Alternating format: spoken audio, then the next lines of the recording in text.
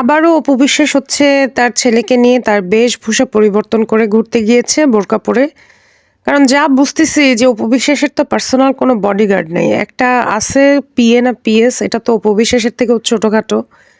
তো অপু বিশ্বাস যদি কোনো সমস্যায় পড়ে এ তো অপু বিশ্বাসে সেভ করতে পারবে না। এখন এই যে বোরকা পরে অপু বিশ্বাস বিভিন্ন জায়গায় যায়, উনি তো আর এটা ধর্ম থেকে যায় না, উনি হচ্ছে নিজের প্রোটেকশনের জন্য যায়। এখন কোনো মতে যদি মনে করেন এই যে উম বোরকা উনি পড়তেছে, এটা কিন্তু দেশের বাইরের মিডিয়াতে, বিশেষ করে ইন্ডিয়াতে কিন্তু একটা খারাপ ইমপ্রেশন দিবে যে দেখেন বাংলাদেশে হিন্দুরা সেফ না, বা ওরা বলবে যে দেখেন হিন্দু নায়িকা হচ্ছে বাংলাদেশে বাধ্য হয়ে এখন হচ্ছে বোরকা পড়তেছে কারণ সেখানে তো মুসলিমরা সেফ না। ইন্ডিয়ান গণমাধ্যম কিন্তু এটা বলতেই পারে। আর তার উপর যদি ওনার উপরে কোনো রকমের ভুয়া স্লোগান হয়, যেটা আমরা দেখেছি কয়দিন আগে হইছে, তখন উনি পড়বে যে তখন ইন্ডিয়ান চ্যানেলগুলো বলবে যে বোরকা পরেও রেহাই পেলেন না অপু বিশ্বাস।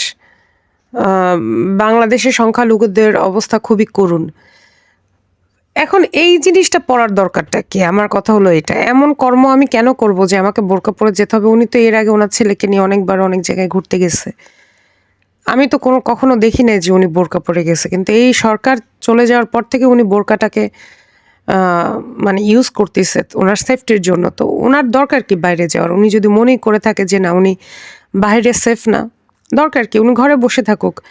যারা এই কাজ করছে আমি বলি রিয়াজ থেকে শুরু করে ফেরদৌস, এমনকি এখন দেখেন আপনি জায়েদ খান দেশে নাই, নুসরাত ফারিয়ার কোনো খোঁজ নাই। তো তারা কি আছে না? পাবলিক প্লেসে গিয়ে হচ্ছে মানুষের অ্যাট্রাকশন নিতে হবে কেন? নাকি ২ দিন আগে হচ্ছে বুবলি তার ছেলেকে নিয়ে দেশের বাইরে ঘুরতে-টুরতে গেছে। এখন অপু বিশ্বাস মনে করতেছে ও আল্লাহ, বুবলি গেছে এখন যদি আমি না যাই সেটা কেমন হয়? মানুষ তো মনে করবে আমি আমার বেবিকে সময় দেই না। আপনি যে আপনার বেবিকে সময় দেন না সেটা তো আমরা জানি। এখন হয়তো আপনার কাজের পরিধি কমছে, এইজন্য হয়তো আপনি এগুলো দেখাচ্ছেন। আপনি তো আসলেও সময় দিতেন না। এটা তো আপনিও জানেন। এমনকি আপনার যখন বেবি হয়েছে তখন আপনি নিজেই বলছেন যে আপনার বাচ্চার মা হচ্ছে আপনার নিজের মা। কারণ আপনি আপনার বাচ্চাকে অত টেক কেয়ার করেন না, সব আপনার মাই করে।